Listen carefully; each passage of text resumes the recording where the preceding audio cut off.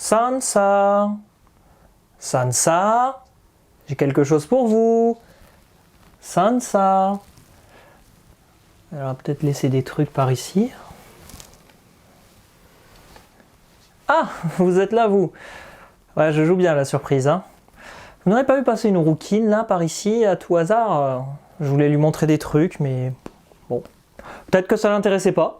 Dommage. Je voudrais bien montrer des choses à Sansa. Bon, et bien, puisque Sansa n'a pas l'air de vouloir se pointer, je vous propose donc de faire cette vidéo sur la présentation de tous les comics Game of Thrones. Et quoi de mieux que de faire ça avec une nouvelle tenue vestimentaire qui peut-être reviendra de temps en autre si elle vous plaît, mais aussi un nouvel habillage mural qui, je l'espère, vous plaît. Moi, en tout cas, ça me rappelle un petit peu ma Toulouse natale avec les fameuses briques roses. Je me saisis d'abord de l'occasion pour remercier l'éditeur d'Argo qui m'a envoyé tous les comics afin que je puisse les lire et vous en faire la présentation en vidéo qui, je l'espère, saura combler vos attentes et peut-être même vous faire découvrir des choses ou vous donner envie de découvrir des choses. D'ailleurs, je double saisis l'opportunité aussi pour vous inviter à me rejoindre sur mes réseaux sociaux, Twitter et Instagram, parce que effectivement, notamment sur Instagram, j'ai déjà un petit peu teasé le truc et vous étiez pas mal à me demander des infos pour savoir où est-ce qu'on pouvait trouver ces comics, de quoi ils parlaient, qu'est-ce qu'il y avait comme différentes éditions. Ne vous inquiétez pas, cette vidéo est faite pour ça. On a tout d'abord les 6 premiers comics qui composent le Trône de Fer, c'est-à-dire le livre 1 de J.R.R. Martin, avec des très belles couvertures que je vais toutes vous montrer. Pour commencer, un petit Tyrion accompagné de Jon Snow sur le mur, une Daenerys avec un beau dragon en feu et tout qui l'enserre, c'est vraiment très réussi. Un marcheur blanc qui marche, c'est le principe des marcheurs blancs, avec une allure bien glaciale et fantomatique comme on les aime. Une 4e couverture où l'on voit Ned Stark sur le trône de fer avec un plâtre puisqu'il s'est fait blesser par les soldats de Jaime Lannister. On a ensuite Daenerys accompagnée d'un très beau dragon qui là aussi va l'enserrer et cacher sa nudité, très joli. Et enfin on a Bran Stark qui rêve avec les enfants de la forêt, la corneille et ensuite les premiers hommes en fond. Chacun de ces 6 comics fait 124 pages, sauf le premier qui en fait 128, ce qui vous donne un total de 700 et quelques pages, donc vraiment un très gros morceau. Je sais qu'il existe une intégrale qui regroupe les 6 volumes en un, je ne le possède pas, donc je ne peux pas vous dire s'il est mieux, s'il y a des corrections ou s'il a autre chose par rapport au tome individuel. Ensuite, nous avons Le Chevalier Errant, qui est une adaptation de l'une des 3 histoires de J.R.R. Martin sur les aventures de Duncan et Luff, le fameux Chevalier Errant. Et enfin, nous avons la nouvelle parution qui est arrivée au mois d'octobre dernier. C'est le tome 2 du Trône de Fer, la Bataille des Rois, avec un premier volume. Et au dos, il nous annonce que la Bataille des Rois, donc le 2e livre du Trône de Fer, sera adapté en 4 comics. Et c'est normal d'un côté parce que j'ai l'impression qu'ils sont beaucoup plus gros. Et effectivement, quand j'ai regardé, ils sont plus que plus gros. Celui-ci, par exemple, il fait 178 pages. C'est vraiment pas mal, un gros pavé. C'est peut-être pour ça qu'ils ont essayé de condenser encore plus pour proposer moins de tomes à l'avenir et finir la saga plus rapidement. Tout d'abord, avant de commencer, et désolé peut-être si ça va en décevoir certains, mais ces comics ne sont pas des adaptations de Game of Thrones, la série, ce sont des adaptations des livres de J.R.R. Martin. C'est pourquoi les personnages ne ressemblent pas du tout à ceux qu'ils sont dans la série, ils vont plutôt ressembler à l'image qu'ils devraient avoir si la série avait suivi complètement les dires de J.R.R. Martin. Ensuite, il y a aussi quelque chose de vraiment très sympa, c'est que le premier volume du Trône de Fer va nous proposer une préface où l'auteur, c'est-à-dire J.R.R. Martin, va expliquer pourquoi il a laissé libre cours aux artistes pour adapter son œuvre en comics. Il va notamment raconter qu'il était fan de comics quand il était jeune, il a commencé avec des Picsou, avec des Mickey, des Donald et compagnie. Ensuite il va passer, quand il sera un petit peu plus âgé, sur du Batman, Superman, pour enfin terminer sur du Marvel avec les nouveaux super-héros de Marvel, les X-Men, les Thor, Avengers, Iron Man, Spider-Man, tout ça. Et c'est marrant de voir que Martin raconte sa propre expérience, ça donne un petit côté un petit peu plus personnel à l'adaptation et ça nous permet de voir que c'est avant tout un grand amateur de comics. Pour lui c'est des graphic novels, donc des nouvelles graphiques. Pour moi, c'est un autre terme pour dire comics, hein, ça reste quand même des bandes dessinées à la française, hein, comme on les appelle, et c'est vraiment très intéressant d'avoir ce point de vue-là pour entrer dans l'œuvre de Martin. Globalement, qu'est-ce que je peux dire sans trop rentrer dans le détail? Je pense que si vous avez vu les premières saisons de Game of Thrones, vous savez qu'elles sont bien calquées sur l'œuvre de Martin. Là, c'est le cas, hein. On retrouve vraiment les grands moments de l'univers qui avaient été très bien mis en scène dans les premières saisons de Game of Thrones. D'une manière générale, je suis très satisfait de la lecture de cette œuvre qui nous propose une nouvelle immersion dans la saga de Martin.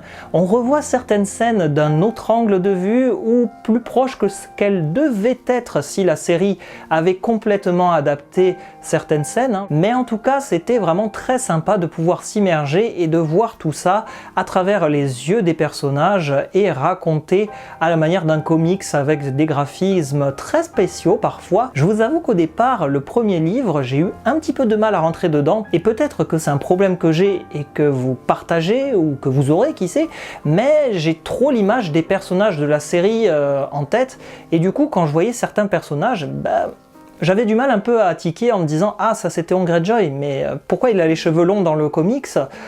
Déjà dans le livre de Martin, je me rappelle pas que Théon a les cheveux longs, et là j'avais un petit peu du mal à rentrer dedans parfois. Certains personnages aussi et certains styles graphiques se ressemblaient, ça fait que des fois j'avais l'impression d'avoir Ned Stark, c'est-à-dire le barbu aux cheveux longs, mais partout. C'est-à-dire que peu importe le soldat Stark que tu verras, ça sera une sorte de Ned Stark 2.0. Et cette impression s'est beaucoup estompée au fur et à mesure de la lecture, parce que j'étais plus dedans, et effectivement je me disais que voir un Robert habillé complètement en jaune, avec une couronne avec des vrais bois de serre, c'était vraiment sympa de voir ça. Ça rentrait mieux au fur et à mesure de l'histoire, et certains traits étaient vraiment très bien réussi. C'est ça qui ressort de cette première lecture du tome 1 global, on va dire que je prends les 6 tomes ensemble pour faire le tome 1.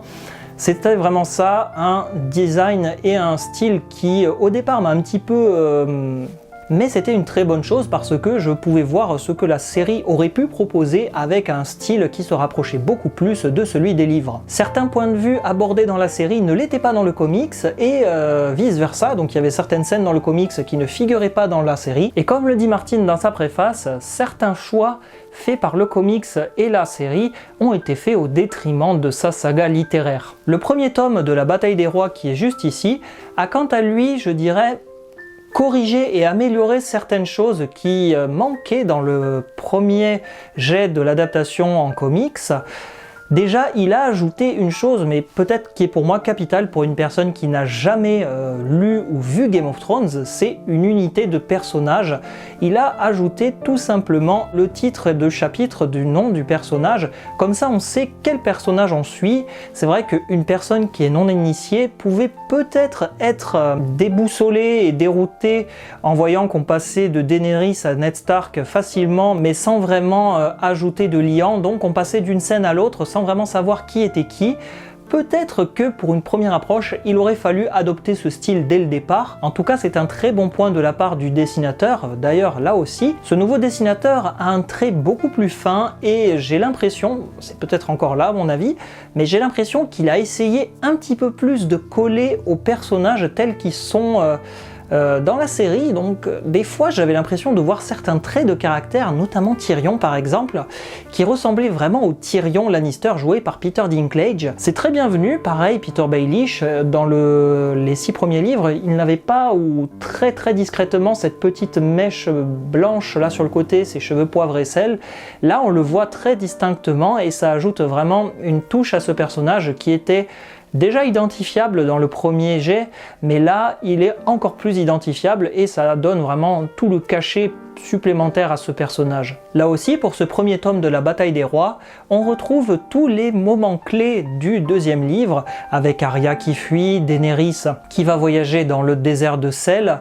D'ailleurs, là aussi c'est très marrant parce qu'il a représenté Daenerys qui perd ses cheveux, parce que dans la série, Daenerys ne perdait pas ses cheveux à chaque fois qu'elle brûlait. Là, elle a vraiment perdu ses cheveux et ça revient petit à petit, et c'est un petit détail, je trouve, qui fait toute la différence, parce que c'est un détail issu des livres, qui aurait dû peut-être figurer dans la série, mais Peut-être que pour des raisons pratiques, l'actrice n'a peut-être pas voulu se faire raser les cheveux et je peux tout à fait le comprendre. Là aussi, ça suit très bien les livres et ça nous permet de mettre en image ce que Martin raconte à travers les aventures du Trône de Fer. Et enfin le dernier qui est les aventures du Chevalier Errant. Alors là je dois dire que le Chevalier Errant, il y a une petite subtilité, alors je sais pas si c'est une erreur entre guillemets. Ce troisième livre s'appelle le Chevalier Errant, mais paradoxalement il n'adapte pas la nouvelle du Chevalier Errant, mais il adapte le troisième tome, l'œuf de dragon, en anglais The Mystery Knight, le Chevalier Mystérieux, qui est la troisième aventure du Chevalier Errant, donc un peu étrange d'avoir commencé par le troisième, alors qu'il existe les deux autres aventures en comics. Pourquoi ne pas avoir proposé une anthologie des trois comics? C'est un peu bizarre d'avoir commencé par le tome 3, mais pourquoi pas? C'est l'histoire donc de l'œuf de dragon qui est peut-être ma préférée avec le premier, donc le Chevalier Errant.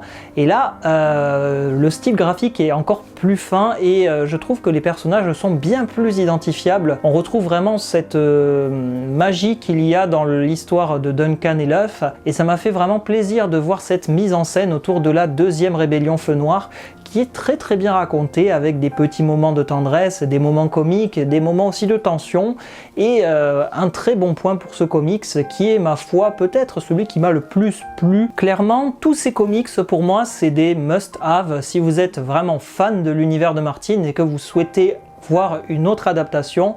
Pourquoi pas vous plonger dedans, surtout si vous aimez les bandes dessinées, les dessins.